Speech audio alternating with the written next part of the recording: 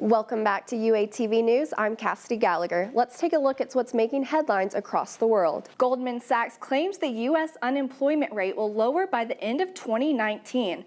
The company says we will see a 3.5% drop in unemployment by that time.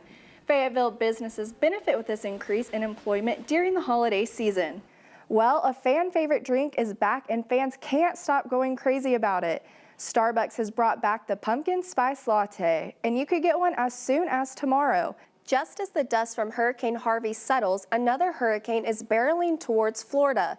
This video of Hurricane Irma was taken from the International Space Station.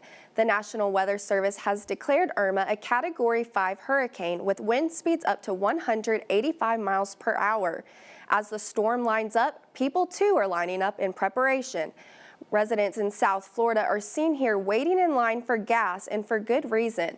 When Hurricane Harvey hit, gas prices rose to nearly $8 a gallon in some places. Lines have also been long at places like Home Depot and grocery stores. With Harvey and Irma fresh on people's minds, the National Hurricane Center has now identified yet another spiraling mass. Today marks the Global Day of Giving, fueled by social media. The campaign hashtag Giving Tuesday aims to promote charitable giving. The Belfer Center for Innovation started the movement 6 years ago to celebrate and encourage giving. Celebrities are also speaking out about today's protest. Anne Hathaway spoke at the United Nations National Headquarters earlier today about the importance of paid parental leave. Her speech is a response to the UN's paid maternity policy being under review during a controversial time for women's rights. Today, Stetson University in Florida is mourning the loss of a student who died after collapsing during football practice. Just after practice started, Nicholas Adam Blakely told coaches he wasn't feeling well. A short time later, he collapsed and was taken to the hospital where he later died. Having been redshirted last season, he hadn't yet played a game at the university level. School officials spoke Tuesday about his passing. New details emerge about the Texas church killer's violent past. Investigators try to piece together a picture of the gunman, Devin Patrick Kelly.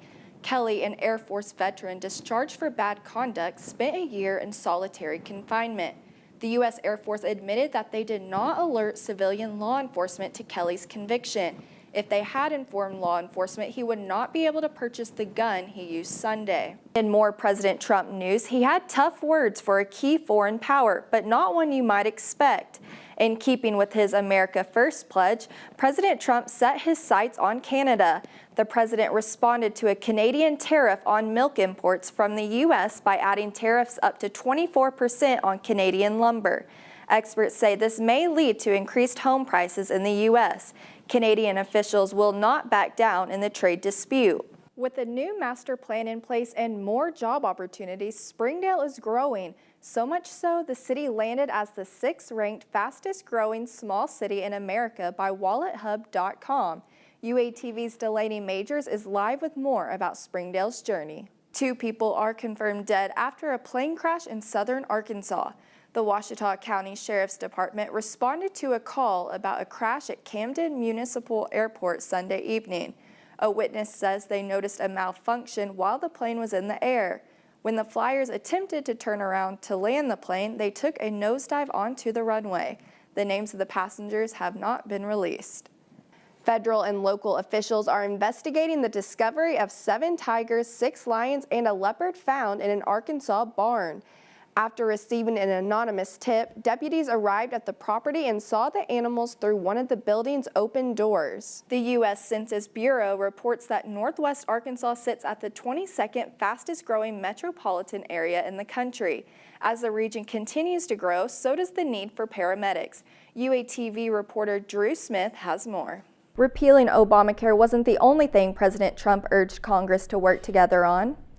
He says immigration reform is also possible if Republicans and Democrats work together.